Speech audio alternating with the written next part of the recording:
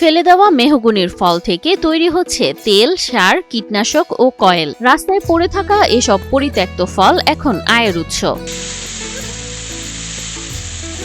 ইটের উপর বাড়ি দিয়ে ভেঙে এভাবেই আলাদা করা হয় মেহগনি ফলের বিভিন্ন অংশ। প্রতিটি অংশ ব্যবহার করা হয় বিভিন্ন উপকরণ তৈরিতে।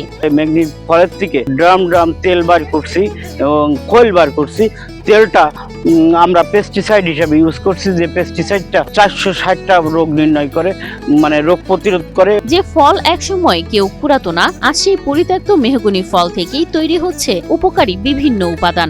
এইটা বীজটা মাড়াই করিয়ে যে তেলটা বের করে, সেই তেলটা কীটনাশক হিসেবে জমিতে দেয়। এটা মানে পোকামাকড়ের জন্য খুব ভালো ওষুধ। আর হচ্ছে শ্বাসটা যায়, এটা যায় ইন্ডিয়ায়, এই শ্বাসটা যায় ইন্ডিয়ায়। এই হচ্ছে খেলনা জিনিস তৈরি হয় এখন।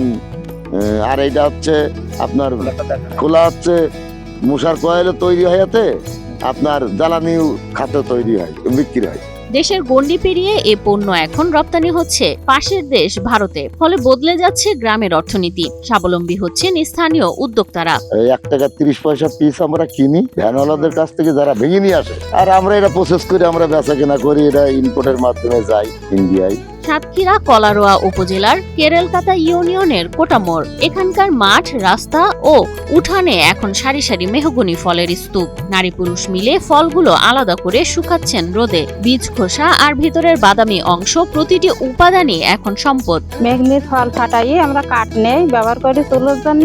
মেহগনি ফলের 3টি অংশ থেকেই তৈরি হচ্ছে ভিন্ন ভিন্ন পণ্য। খোসা থেকে তৈরি হচ্ছে মশার কয়েল ও জ্বালানি। বীজ থেকে উৎপাদন হচ্ছে তেল ও জৈব সার। আর ভেতরের শক্ত খয়েরি অংশ ব্যবহার হচ্ছে খেলনা, হোমিওপ্যাথিক ওষুধের শিশি ক্যাপ বা সজ্জায়। বীজটা ওখানে মাড়াই করে তেল বের করে, তেল বের করে সেটা কীটনাশকের ভেতরেও বেচা কেনা করে। কীটনাশক আর আছে আপনার খৈলটা জৈব সার হিসেবে বেচা কেনা হয়। স্থানীয় উদ্যোক্তা আতিয়ার রহমানের গল্পই এখন গ্রামের অনুপ্রেরণা। তার হাত ধরেই বদলে যাচ্ছে অনেকের জীবন। এই মেহগনির ফলের ব্যবসাটা আমি দীর্ঘদিন ধরে করি। একসময় তার জীবন চলতো টানাপোড়েনে। আজ সেই আতিয়ার রহমান প্রতি মৌসুমে কয়েক টন মেহগনি উপকরণ রপ্তানি করছেন ভারতের বেনাপোল স্থলবন্দর হয়ে। এই জিনিসটা কেনার পরে আমরা এটা মানে সুন্দরভাবে প্রসেস করি। এটা 2 পদের আমরা ইন্ডিয়ায় দেই। একটা হচ্ছে আপনার ফল আর এই শ্বাস, আর একটা হচ্ছে বীজ।